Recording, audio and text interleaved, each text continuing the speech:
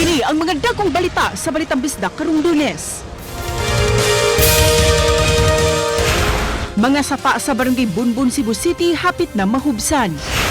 50 anyos nga lalaki patay human gipusil sulod sa internet cafe sa Talisay City. 7 ka mga pasahero sa nalunod nga pampot sa kadagatan sa Bohol ug Maasin, Leyte na rescue sa Philippine Coast Guard. Ug reenactment sa 505th kadaugan sa Mactan nagmalampuson.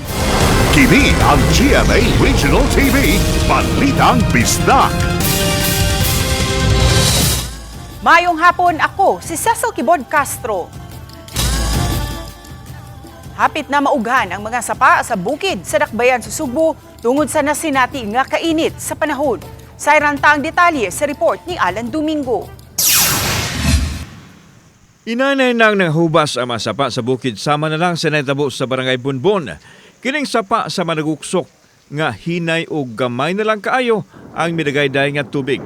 Hinoon aduna pay limaw nga igo na lang katunaan sa kabaw ug matod sa mga tawo nga sa mosunod nga mga adlaw o semana hingpit ng maughan ang sapa. Na sila say tubod nga kanang mo last yung dugay. Nasa uban nga nagsalig sa sapa. Kung once mahubas ang sapa, wala na po sila ikuan. Ngitan sa laing panginabuhian. Samtang ang katapad nga sapa nga gitawag nilag samang ang hapit na usab na hubsan. Mas dako kini sa paa apan tungod sa kainit sa panahon ang nag-agay-ay nga tubig gamay na lang usab nga anaa sa tunga. Ang tubig nga matilok gikan dinhi ang gigamit usab sa mga tawo alang sa ilang mga pananom. Naabda namo kining usa ka pamilyahan nga gikan sa silingang barangay nga midayo sa Bunbon aron lang manglaba kay matod pa nila nihubas usab ang ilang tinubdan sa tubig. Ay, wala magiging tubig ito.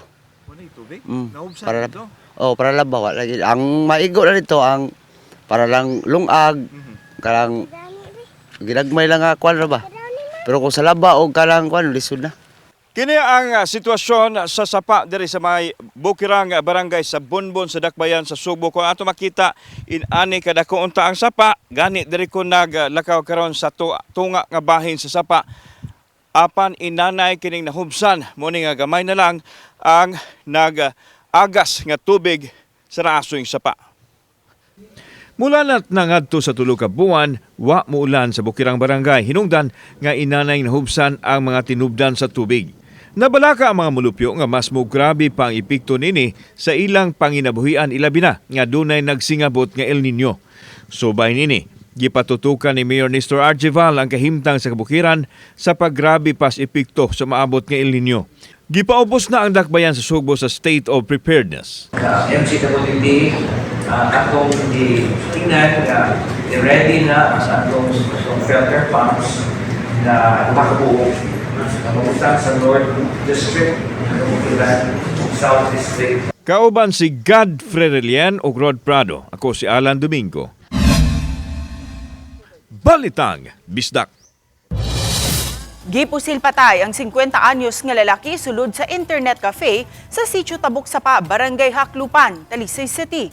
Sayrantang detalye sa report ni Alan Domingo.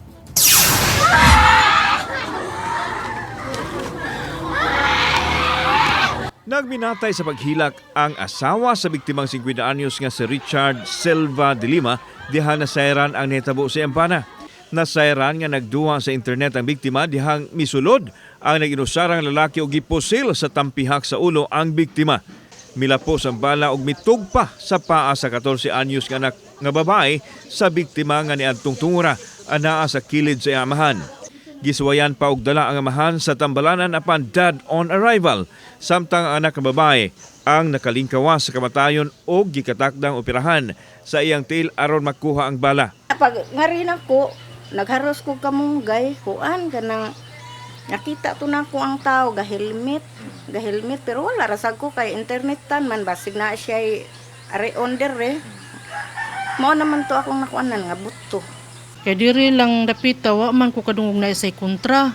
Wala niya. ang ako na ko nganong gipusil siya, nagana ko nga siya ra gyud nasayod ug unsa gyud iyang atraso ato. Dinhi naglingkod o nag-occupy ang biktima samtang ang iyahang anak dinhi sa iyahang kilid. Makita gani nato karon ang cross ug ang kandila nga gidagkutan dinhi sa sulod sa internetan.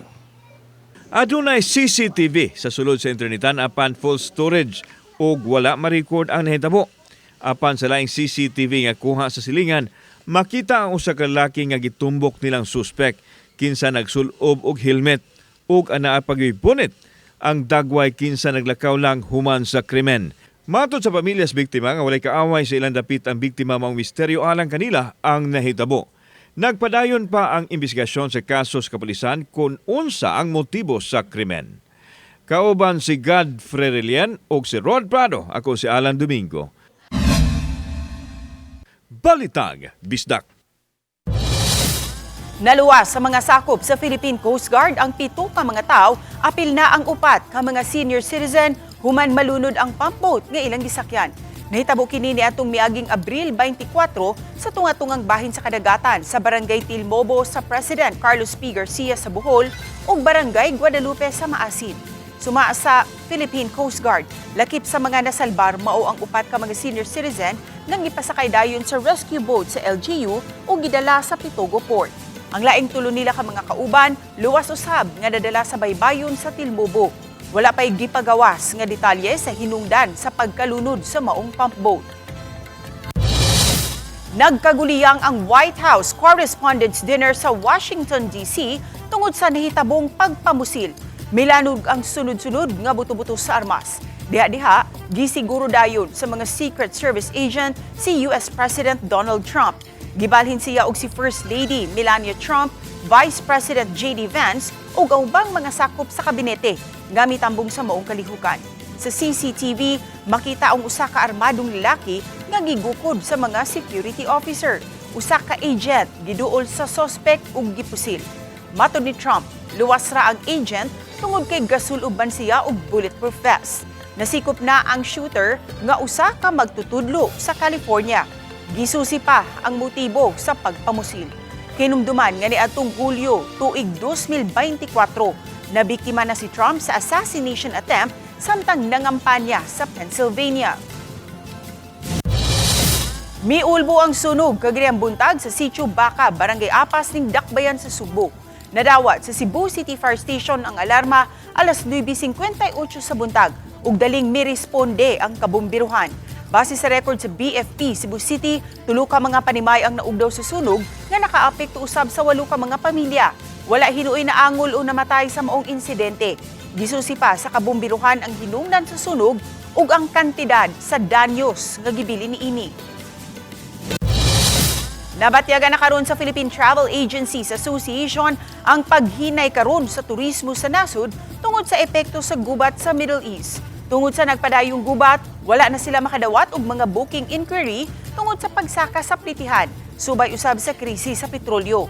Ang kaniadto nga 300 pesos nga fuel surcharge sa mga domestic flight moabot na karon sa 1,600 pesos. Dula na usab sa 16,000 pesos ang pagsaka sa fuel surcharge sa mga international destination. Tungod niini ang mga travel goal sa pipila ka mga Pinoy kasamtangang gipadaplin una tungod sa pagsaka usab sa plitihan. Paingon ug pauli gikan sa trabaho lang una ang ilang mga biyahe. Hinuon taliwa niini adunay pipila ka mga destinasyon nga patok gihapon sa mga turista sama sa China, Australia ug New Zealand. Kini ang GMA Regional TV, Balitang Bisdak.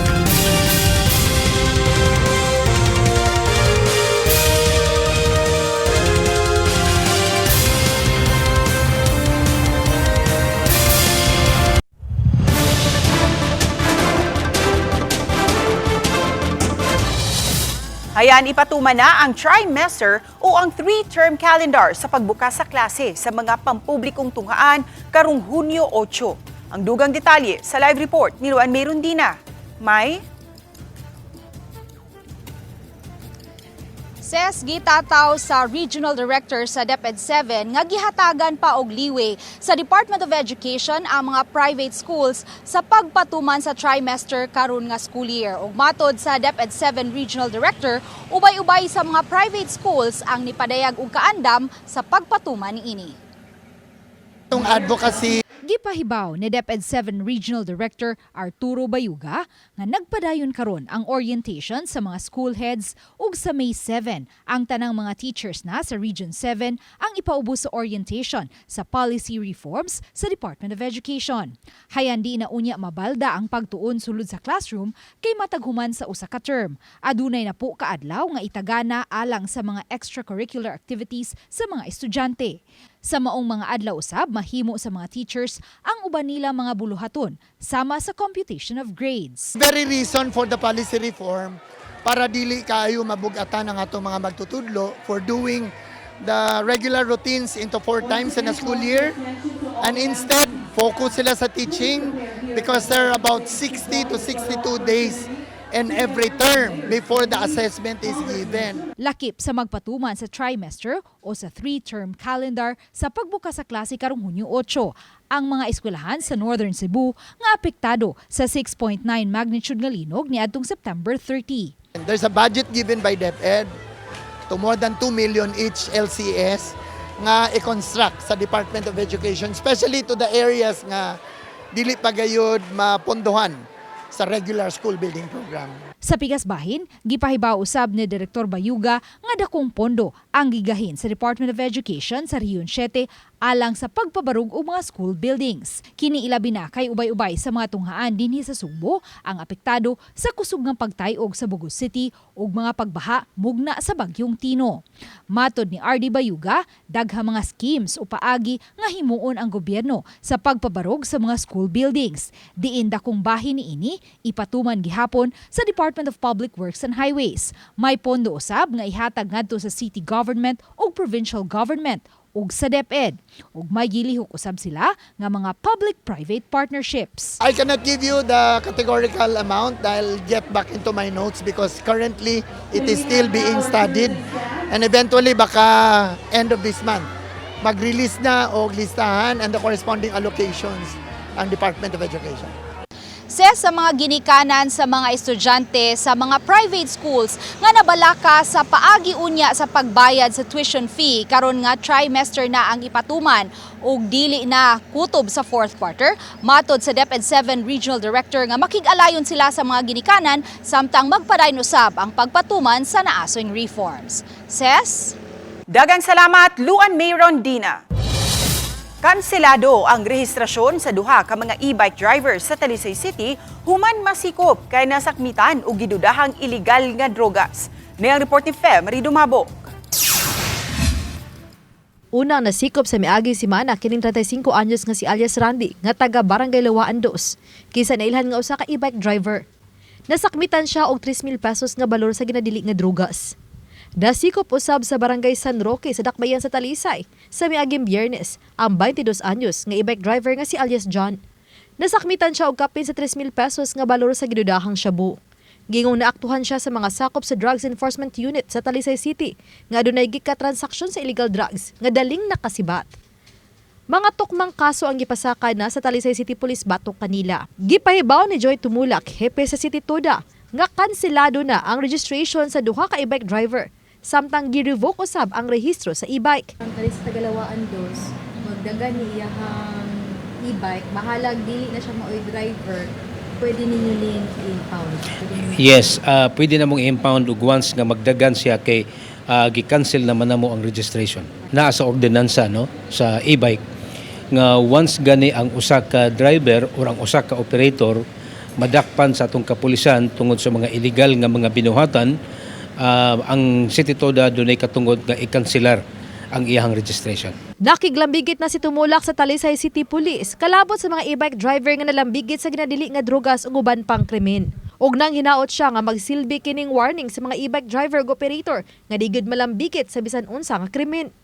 Kaysa pagsiguro ra usab kini sa kaluwasan sa mga pasahero. Agila ni siya og pahimangno ngadto sa mga nalambigit sa illegal nga drogas or ni bisan unsa nga mga krimen nga once gani nga kita madakpan unya dunay ligong ebidensya nga atong kapulisan, automatic nga ikanselar ang ilang registration sa e-bike. Uban ni Cleofer Lumayag, Femari Dumabok. Balitang Bisdak. Ayuho na og tiwason ang seawall sa Sitio Asan sa Barangay Poblasyon sa Talisay City. Kini matud pa ang gipasalig ni Talisay City Mayor Samsam Gulyas nga ilang ayuhon ang nangaguba nga mga seawall ug tiwason na ang maong seawall gikan sa poblasyon lahos na ngadto sa Barangay Kansuhong. Matud ni Barangay Kapitan Edward Alesna nga usa gayud kini sa ilang gikabalakan. Ilabi na sa mga nanimuyo sa maong dapit. Diyan ang mga panimay na banlas atul sa pagkusukuso sa Bagyong Odette ni atong 2021. Nahimo ang maong seawall ni atong 2022 apan hinay-hinay usab kining losno human sa bagyo ug sa hanging habagat nga nagpakusog sa mga bawd ilabi na sa miaging tuig. Ang seawall maoy nagprotektar sa kabalayan nga nagpuyo sa daptin sa kadagatan. Gitinguha nga mapahuman kini sa dili pa magsugod na usab ang pag-uwan-uwan ug ang pag-igo sa mga bagyo. Ang iyang priority nga sugdan na kunog trabaho ang kaning sa seawall nya dayon isunod sa ring ang share namo sa 20% ba development fund anha diha butang sa drainage padong sa Minteryo. Nakakuha mo kuno siya budget para ana. Pag-adto niya sa Manila ngayo siya dito nakakuan siya para seawall.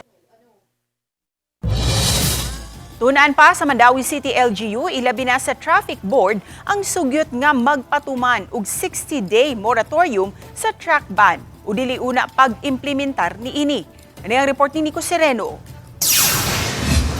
Taliwa sa krisis karon, nakadawat og hangyo ang pipila ka mga LGUs nga suspinsuhon ang pagpatuman sa truck ban. Sama sa Mandawi City, gihangyo ang 60 ka adlaw nga moratorium o dili lang una pagpatuman sa maong palisiya. Kini aron dili kuno maapektuhan ang transport o delivery sa mga goods. Dili malangan nga makapadugang sa galastuhan sa mga suppliers o truckers. Sa Mandawi, ang truck ban gikan alas 6 sa buntag hangtod sa alas 8 ug alas 5 sa hapon hangtod sa alas 7 sa gabii, walay labot Domingo ug holidays. Wala say labot niini ang gikonsidera nga truck corridor. Ang Dan DM Cortez gikan sa Kansaga Bridge ug Uwano Avenue paingon sa Cebu International Port nga walay restriction, makaagira ang mga truck bisan unsang orasa. Ang labaw sa Traffic Enforcement Agency giimbitar sa konseho aron mo pasabot sa maong issue. Tukion ug istudyuhan pa nila ang maong hangyo. Duna sila ing meeting ipatawag pa sa Kapitolyo kabahin niini. We have a pending discussion with the provincial capital, including sa katong mga all other LGUs diri sa Metro Cebu para sa kanang sa truck ban. And probably that would be about unification. Gipasabot ni Rituya kung dunay truck corridor sa Mandawi, mamahimong kadto gyud ang agian sa mga trucks bisan unsang orasa kay dili sila maapektuhan. Apan matud niya, kinahanglang istudyuhan jud pag-ayo kung angayan bang libkason ang truck ban. Number one, magagubot ang traffic. Which is mao sa fear sa ubang mga traffic heads sa all other LGUs. If and when i-lift gud ang truck ban sa Metro Cebu, patuyang naman lang ang kuan. Uban ni Godfrey Relien, Nico Sereno, Balitang Bisdak. Nadisgrasya ang usa ka fire truck nga nagresponde sa usa ka sunog sa Barangay Dubdub, Bukirang Barangay sa lungsod sa Badyan pasado alas 12 kagahapon sa udto. Sa pakisusi sa kabumbirahan nga usa ka rubbish fire ang nahitabo sa maong dapit, diin gidudahan nga adunay nagdaob o adunay naglabay sa upos nga sigarilyo sa tapok sa mga basura ug sa mga uga nga dahon ug naangin ang usa ka scrapyard. Aton sa pagresponde sa mga bumbero, ang usa ka fire truck nga nakaparada sa tungason nga dapit kalit lang matud pa miatras samtang nag-set up sila sa fire hose. Matud pa nga gawas nga gisiguro nga naka-brake, gibangilan pa og bato ang mga ligid niini. Apan kalit kining miatras. Ang driver sa truck daling migukod og misakay sa maong fire truck aron ilikay niya nga maatrasan ang mga police patrol car ug ambulansya. Hinungdan nga natumba hinuon ang fire truck. Nakaangkon og mga pangus ang driver ug wala ra nakaangol sa uban. Dali ra usab nga napaong sa mga bombero sa Badyan ang maong sunog. Dahil sa nahitabo gani, ma'am, among gi-intensify ang prevention sa atong mga maintenance sa atong mga truck number, gi-remind nato sila. Actually, magagawas kami ng memo karon para at least natituit jud na ato ang mga vehicle naka-maintain jud na siya. Kini ang GMA Regional TV, Balitang Bisdak. Kini ang GMA Regional TV, Balitang Bisdak. Taliwa sa mga last-minute changes sa mga personalidad nga modala sa papel nila ni Datu Lapu-Lapu, Reyna Bulacna ug Ferdinand Magellan ang reenactment sa kadaugan sa Mactan, malampusong napahigayon. Si Luan Merendina sa report. Gibuksan ang kasaulugan sa 505th kadaugan sa Mactan sa usa ka flag raising ceremony sa Liberty Shrine. Gisunod dayon ang wreath laying sa monumento ni Datu Lapu-Lapu, ang labing unang bayani sa nasod, dayon ang gun salute. Matag Abril 27, muhugop sa Liberty Shrine sa Mactan, dili lang ang mga upunganon, apan lakip na ang mga langyaw aron mosaksi sa reenactment sa makasaysayanong Battle of Mactan. Ning tuiga, gisugdan ang presentasyon sa pagpakita nga may kaugalingong kultura na ang mga Pilipino sa wala pa naabot ang mga Espanyol. Gikan sa patigayon sa mga Pilipino, tali sa mga Chinese ug Malays, hangtod na sa pagbaton og kaugalingong martial arts o arnis. Ug syempre, ang highlight sa reenactment, ang kaisog sa mga upunganon, pinanguluhan ni Datu Lapu-Lapu sa pagpukan sa mga Espanyol nga gustong muulipon sa mga lumad kaniadto sa pagpangu ni Ferdinand Magellan.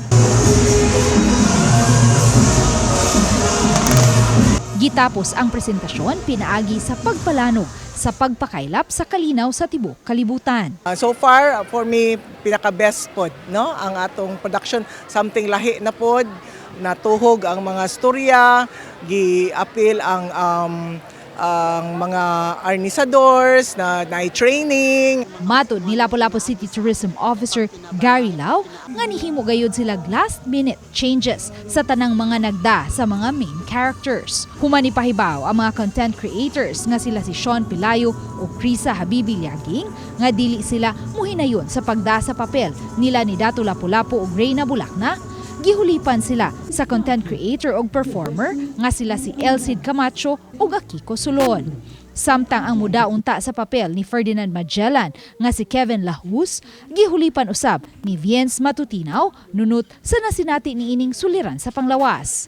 Wa usab makatambong ang guest of honor and speaker nga si Deputy Secretary Juan Edgardo Sani Angara kay may gitambungang tigom sa Malacañang. Si DepEd 7 Regional Director Arturo Bayuga na ang nibasa sa mensahe sa DepEd Secretary. Pasalamat lang ko nga despite sa ato ang minimal and very compressed budget, but still the city government of Lapu-Lapu was able to produce a good production.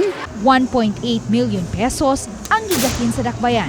Alang sa reenactment sa Battle of Mactan, gikan sa 3 million pesos nga budget sa miaging tuig tungod sa nasinating krisis. Uba ni Marlon Melgazo, Luan Merendina, Balitang Bisdak.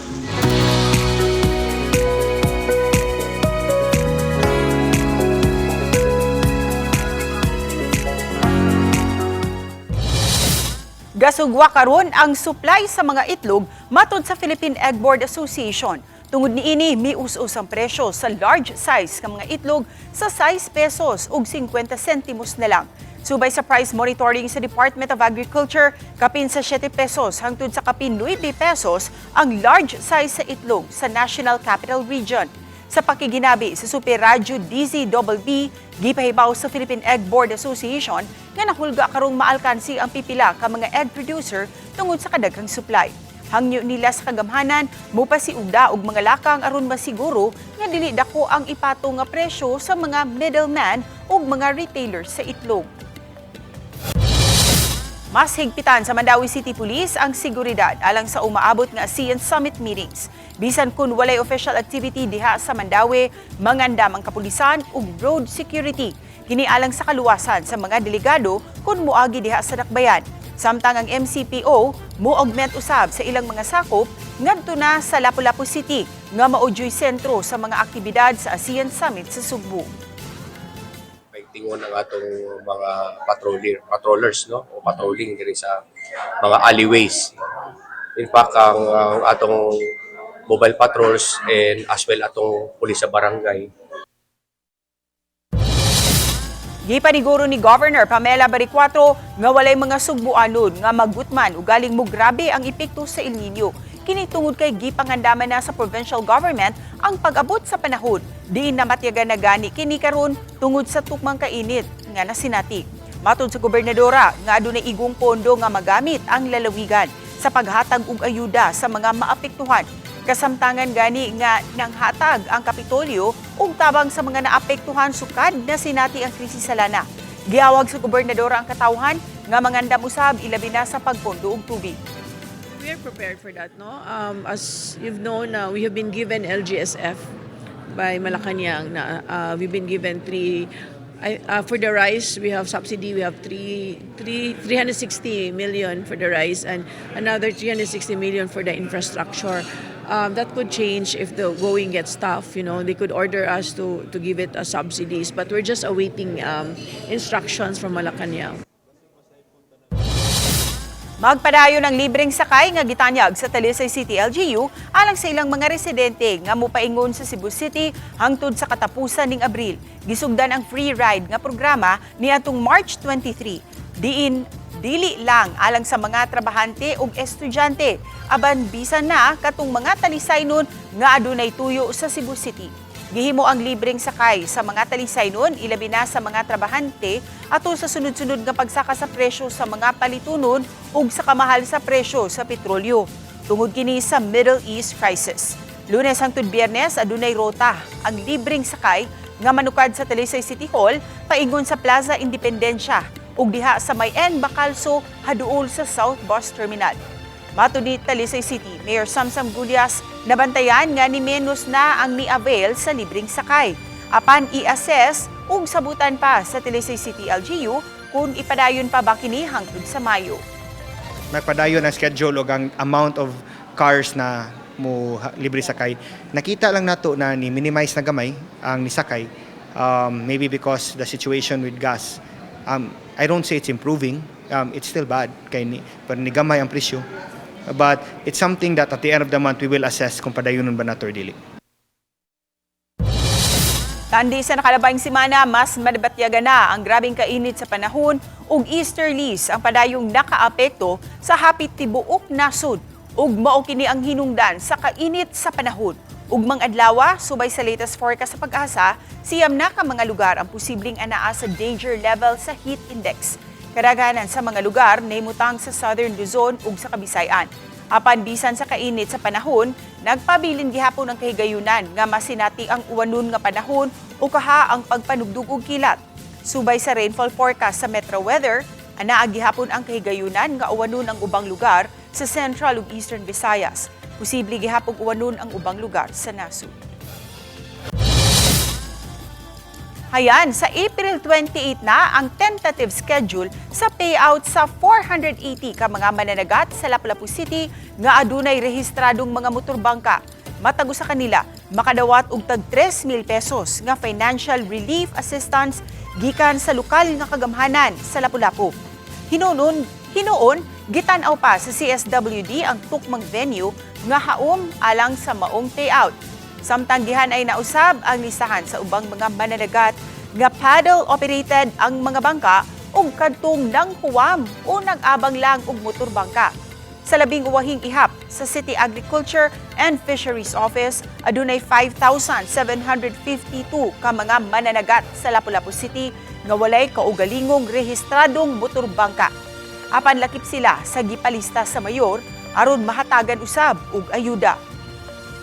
Possibly there will be chance na nga kay ni ingon naman si mayor nga mao nang ipalista kay the city is interested to provide assistance sa ilahan gyud. Ug mo kadto ang labing dako ug nagunang mga balita sa Central ug Eastern Visayas. Daghang salamat mga kapuso. Ako si Cecil Kibod Castro, Maayong hapon kanatong tanan.